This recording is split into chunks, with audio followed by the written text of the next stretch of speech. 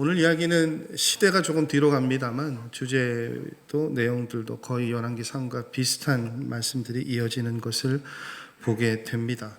솔로몬의 시대에 이스라엘이라는 나라는 어떻게 보면 나라적으로 강한 가장 정점을 찍었던 그런 강대한 나라였습니다. 그런데 그 이스라엘이 점점 힘을 잃어가고 쇠퇴해 가죠. 그래서 솔로몬이 다스렸던 시대가 BC 대략 970년 경인데 그 이후로 나라가 분열되어지고 북이스라엘이 BC 722년 경에, 그리고 남이스라엘 남유다는 BC 586년 경에 각각 아수르 그리고 바벨론에 의해서 멸망하게 됩니다. 열왕기하의 말씀은 이제 바로 그 상황들을, 그 역사들을 이야기하고 있는데, 그러면 여러분, 북이스라엘이, 남유다, 남이스라엘이 왜 그렇게 쇠퇴하고 멸망했을까요? 솔로몬이 다스리던 시대만 해도 굉장히 강한 나라였고 힘이 있는 나라였는데 왜 이 나라들이 시간이 지나면서 멸망의 길을 걸어가게 되었습니까?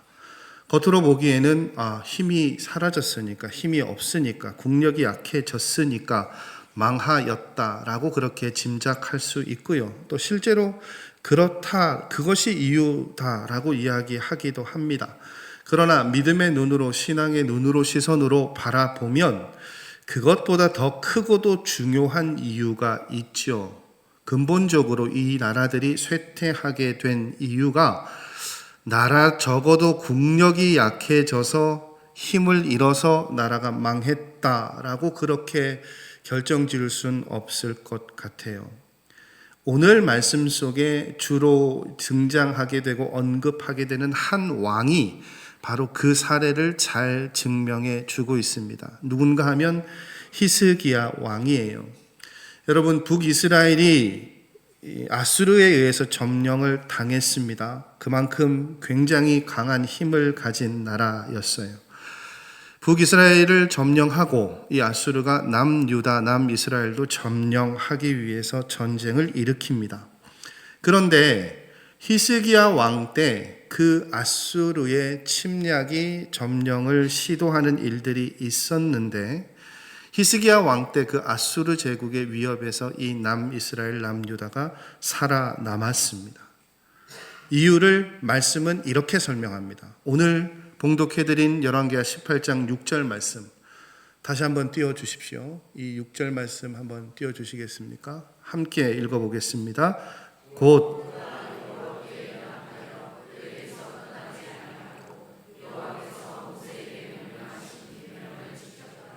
아멘. 오늘 제목에도 나와 있는데 남유다가 북이스라엘은 점령당하고 멸망시켰던 그 아수르의 손에서부터 멸망당하지 않았던 이유를 무엇이라고 소개하고 있습니까?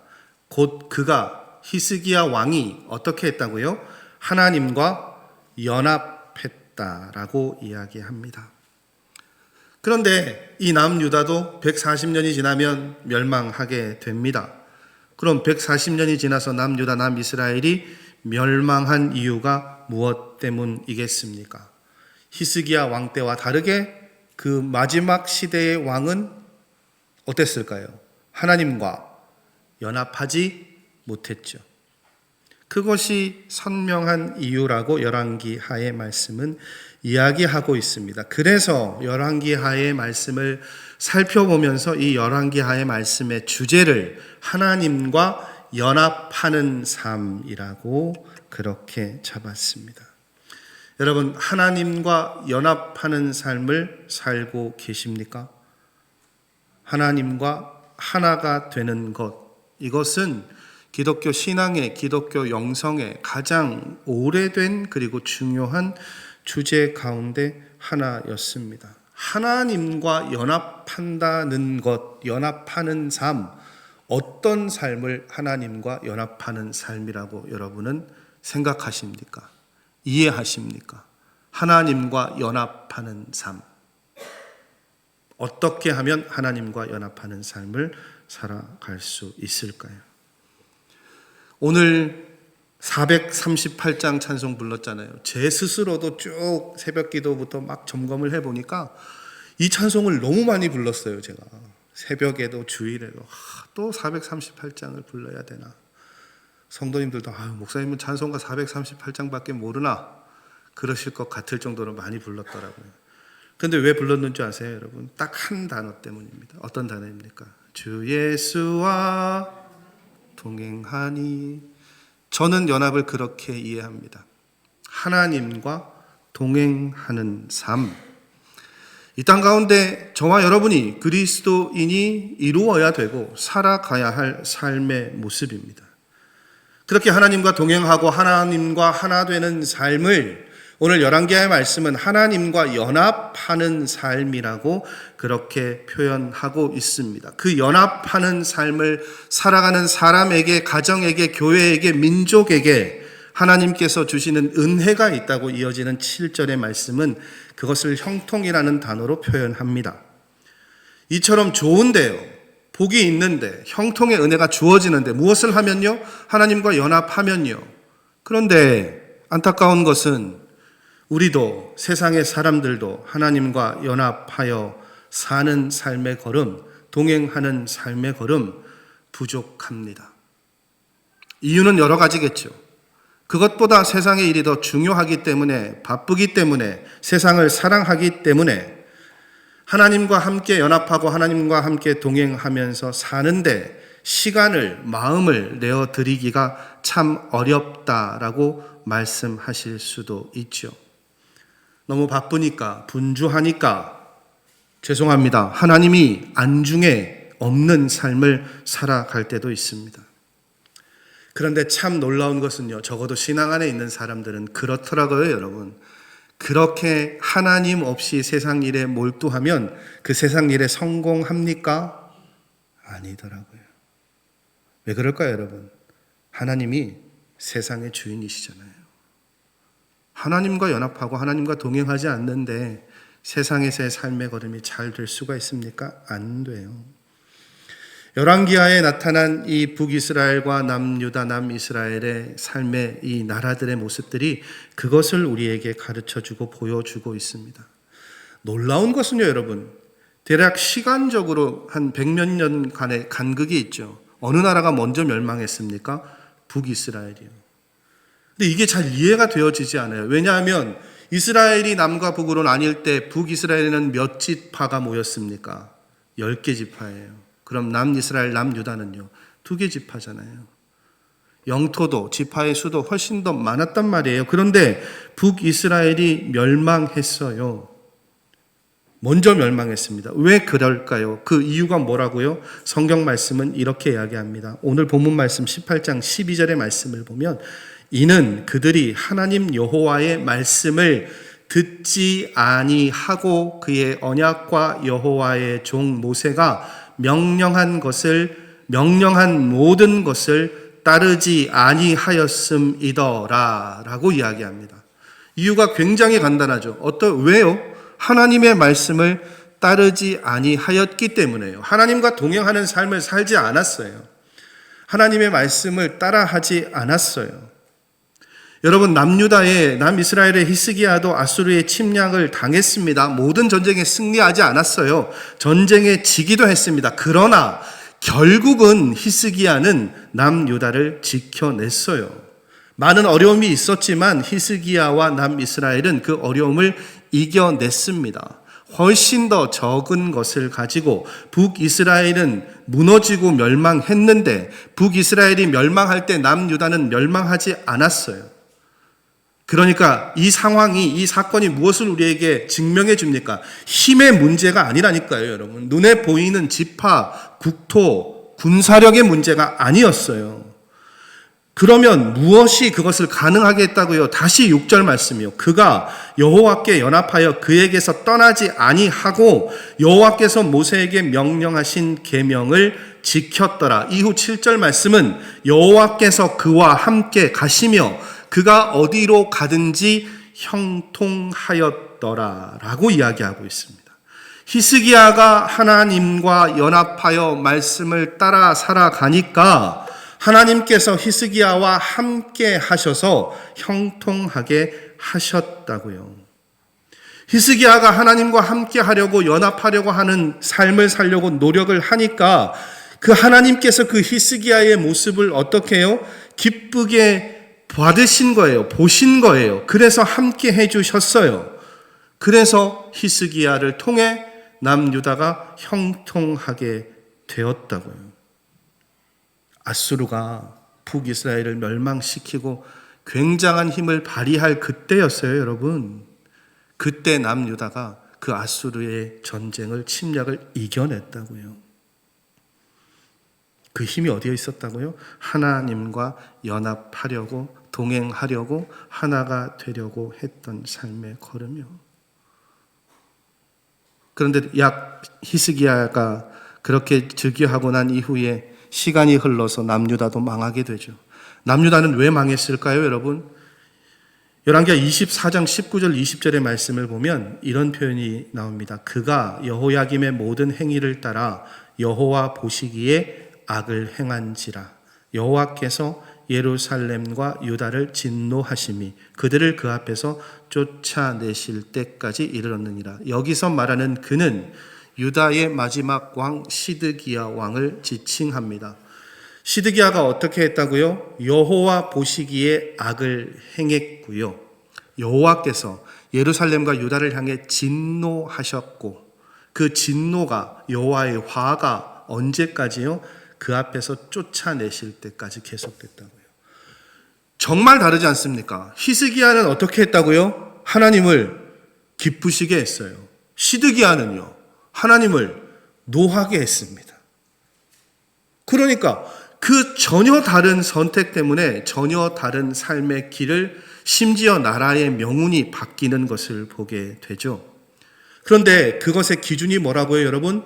하나님의 말씀을 얼마나 붙잡고 하나님과 동행하는 삶을 살아가고 있느냐, 그것에 따라 나뉜다고 이야기하고 있습니다. 그럼 한번 여쭤볼게요. 여러분은 지난 한 주간 하나님과 동행하는 삶을 사셨습니까? 자신이 없으시죠? 저도 자신이 없더라니까요. 하나님과 동행하는 삶이라는 게요, 어제 우리 김석환 전도사님 그 부인 감사 예배 드리고 왔지만 우리 전도사님처럼 콜라 살까요? 사이다 살까요?까지 물어보지는 않지만 삶 가운데 하나님, 제가 지금 이 순간에 어떻게 해야 할까요? 어떤 선택을 해야 할까요? 기도로 묻고 말씀에서 답을 찾고 하나님의 뜻이 무엇인지 우리가 아니까 그 하나님의 말씀대로 살아가려고 노력하고 애쓰는 삶, 그게 뭡니까? 하나님과 연합하는 삶이고 동행하는 삶이죠. 하나님의 말씀을 듣는 거예요. 그런데 한 주간의 삶을 돌아보면 우리의 시선은, 생각은, 결정의 근거는, 판단은, 우리의 말은 여전히 하나님의 말씀과 하나님의 뜻과 굉장히 동떨어져 있는 것을 봅니다. 중요한 건요, 그렇게 살아도, 하나님의 뜻 가운데 살아도, 내 마음대로 살아도 지금은 변별력이 없어요.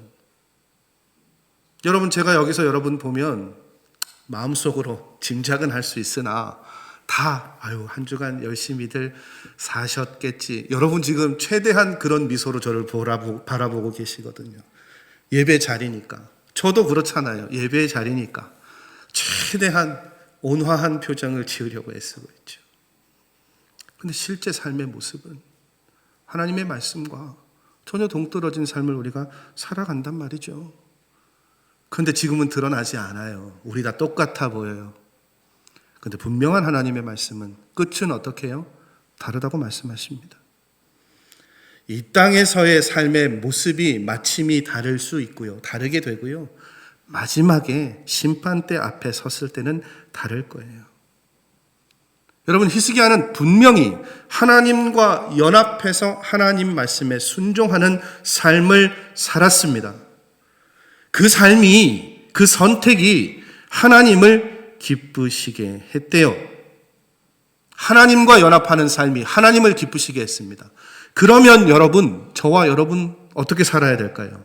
하나님과 동행하는, 연합하는, 하나가 되는 삶 살아야 되겠죠. 왜요? 그것이 하나님을 기쁘시게 한다니까요. 하나님을 기쁘시게 하면 하나님께서 어떻게 하십니까? 자녀에게 은혜를 주시죠. 당연하지 않습니까, 여러분? 부모된 여러분, 자녀 그렇잖아요. 나를 기쁘게 하는 자녀가 있으면 어떻게 해요? 무엇이든지 다 주고 싶지 않습니까? 기쁘게 하지 않는 자녀도 뭘 주는데요. 줄 때 어떻게 줍니까? 아유, 마지 못해 주잖아요. 여러분, 하나님한테 그렇게 받고 싶으세요? 하나님 주신 은혜를요? 저희 큰아들이 서울 간 지 한 달 됐는데 한 번 통화했어요, 한 번. 그 뭐 주고 싶겠습니까? 주고 싶지가 않아요. 알아서 잘 살아라. 막 속으로 그런 마음이 듭니다. 걱정은 되는데. 근데 그 아들이 막 일주일에 한 번, 아빠 뭐 수업이 이래요. 막 이랬으면 제가 어떻게 했을까요? 간이라도 다 내빼줬겠죠. 하나님을 어떻게 하면 기쁘시게 할 수 있다고요, 여러분? 하나님과 동행하는 거예요. 말씀으로 하나님의 뜻 가운데 살아가는 거예요. 그럼 어떻게 해요? 그것이 하나님을 기쁘시게 하고, 그것이 어떻게 해요? 히스기야에게만 형통의 복이 내려졌습니까? 아니요. 주변의 모두에게요. 그러니 여러분 어떻게 해요? 하나님과 연합하는 삶이 우리 삶의 우선순위가 되어야 되겠죠. 여러분, 이 말씀을 통해 그것을 설정하시고 결단하실 수 있는 이 아침의 시간이시기를 원합니다. 우리 안에 그러한 모습들이 부족했다면 하나님과 동행하는 하나님의 뜻이 내 삶의 중심이 되기를 결단하시고 살아내실 수 있는 우리 모든 성도님들의 삶의 걸음이시기를 원합니다. 그러면 어떻게 해요? 그 걸음 가운데 분명한 하나님의 은혜가 경험되어질 줄 믿습니다. 그래서 저 말씀 준비하면서 그런 생각했어요.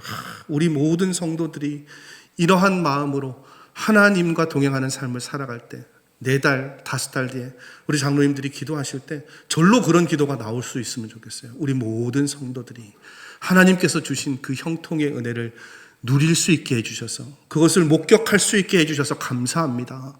하나님, 우리 교회에 그런 은혜가 차고 넘치는 것들을 보게 하여 주셔서 감사합니다. 여러분, 어떻게 할 때요? 하나님과 동행할 때요. 연합하는 삶을 살아갈 때요. 여러분, 히스기야가 하나님과 연합했다는 것, 그 쉬운 일이 아닙니다. 단순하게 여러분 하나님과 연합하는 것 하면 되지 아니요. 히스기야가 하나님과 연합하기 위해서 어떤 일들을 했는 줄 아세요? 오늘 봉독해 드리지 않았습니다만 4절 말씀을 보면 히스기야가 왕위에 있을 때 좀 특별한 일 하나를 했던 것이 나타납니다. 뭐냐? 모세가 만들었던 놋뱀을 히스기야가 부쉈어요. 그리고 그걸 느흐수단, 놋조각이라고 부르라고 했대요. 뭔 이야기입니까? 이 놋뱀 어떤 놋뱀입니까? 광야 시절에 모세를 통해서 하나님께서 일으키셨던 기적의 산물이고 증거물이잖아요. 놋뱀을 본 사람들은 살았단 말이에요. 건짐을 받았죠.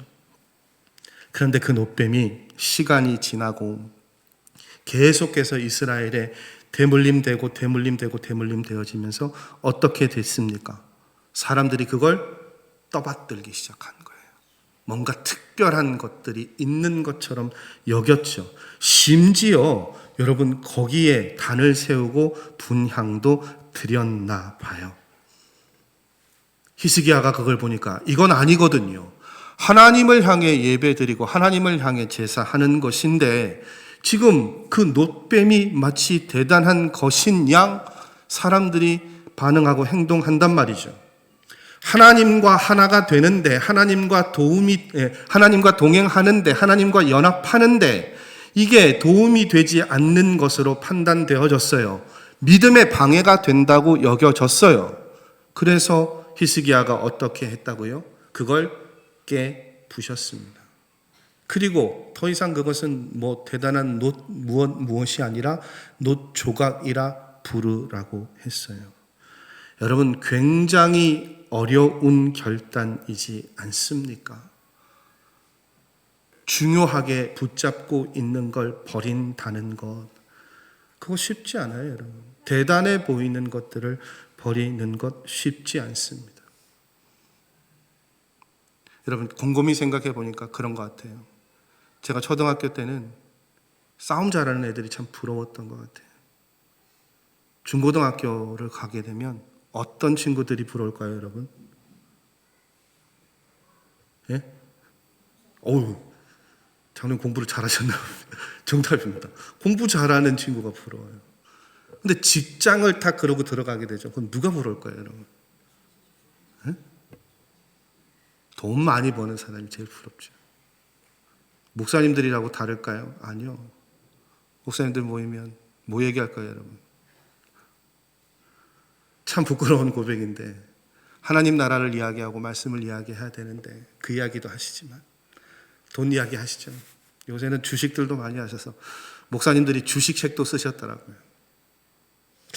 저는 아직 뭘 잘 모르고 돈도 없고 뭐 안 하는데 꽤 많이들 시작하셨더라고요. 그래서 그 주식에 관한 책을 쓰신 목사님의 그 책을 놓고 찬반 격론이 굉장히 목사님들 사이에 많이 일었습니다. 목사가 주식책을 써도 되냐?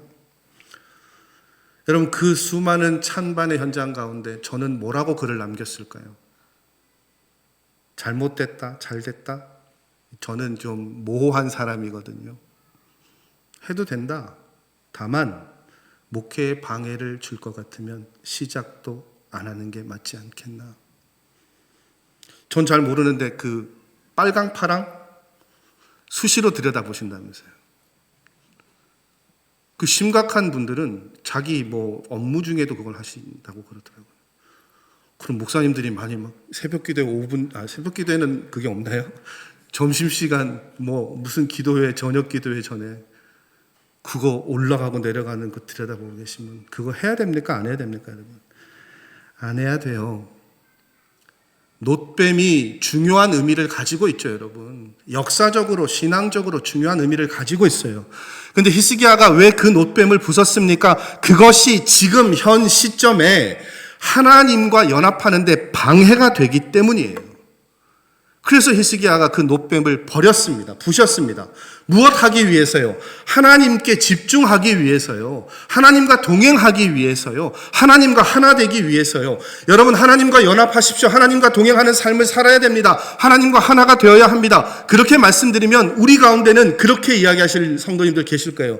목사님, 다 할 수 있어요. 하나님과 동행하면서요. 이것도 할 수 있고요. 세상 일도 할 수 있고요. 저것도 바라볼 수 있어요. 여러분, 정말로 그렇게 하실 수 있습니까? 두 가지 다 만족시키면서 살아갈 수 있습니까? 저 그럴 줄 알았어요. 그럴 수 있을 거라고 생각했어요. 그래서 저는 제가 청년부 사역할 때 말씀드렸잖아요. 청년들한테 세상 가운데서도 정말 열심히 살아야 된다고요.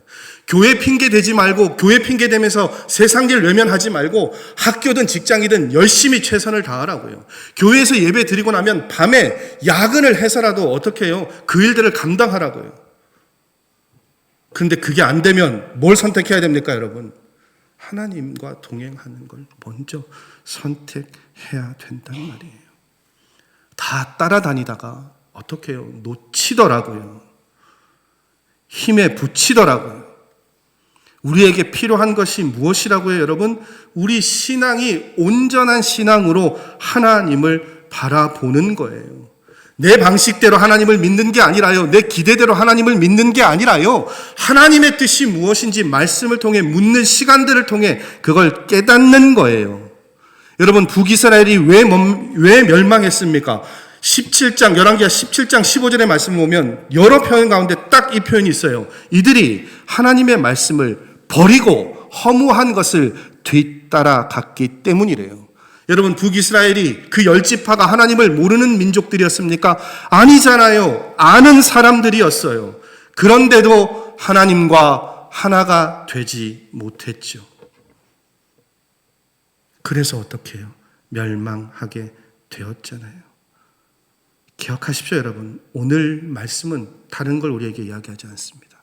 저와 여러분의 삶 가운데 어떤 일들이 결단되어지고 선행되어져야 된다고요? 하나님과 하나가 되는 거예요. 하나님과 연합하는 삶을 살아가는 거예요. 여러분, 그렇게 하나님과 하나가 될 때 죽어져 가던 쓰러져 가던 남유다가 살아났습니다. 하나님과 하나가 되었을 때요. 다시 6절 말씀 봉독해드리고 말씀 마칩니다. 그가 여호와께 연합하여 그에게서 떠나지 아니하고 여호와께서 모세에게 명령하신 계명을 지켰더라. 히스기야가 하나님과 연합해서 하나님과 하나가 되어서 남유다를 지켜냈습니다. 여호와께서 히스기야와 함께 하셨을 때 어디로 가든지 히스기야의 삶이 형통하였더라라고 열왕기하의 말씀은 히스기야의 삶을 그렇게 증명하고 있습니다. 여러분, 이 말씀에 여러분의 이름을 그대로 대입해서 기도하시고 살아내시기 원합니다. 여러분이 하나님과 연합해서 하나님 곁을 떠나지 아니하셔서 하나님 말씀하신 것을 다 지키셨을 때 하나님이 여러분과 함께 하시며 여러분이 어디로 가든지 형통하게 하여 주실 줄 믿습니다. 하나님과 연합하심으로 하나님 주시는 그 은혜를 누리시고 경험하실 수 있는 우리 모든 성도님들의 삶의 걸음이시기를 주님의 이름으로 간절히 소원하고 축복합니다. 기도하시겠습니다. 하나님, 은혜를 감사드립니다. 주신 말씀 붙잡고 열왕기하의 말씀 가운데 히스기야 왕이 어떤 삶을 살았는지 그 삶의 걸음들을 우리가 말씀을 통해 살펴봅니다. 하나님, 히스기야 왕이 살았던 삶의 걸음처럼 우리도 하나님과 연합하는 삶 살기를 원하오니 그렇게 하나님과 연합하는 삶을 살아갈 때 우리 삶 가운데 날마다 풍성한 은혜를 허락하여 주시옵소서. 예수 그리스도의 이름으로 기도드립니다. 아멘.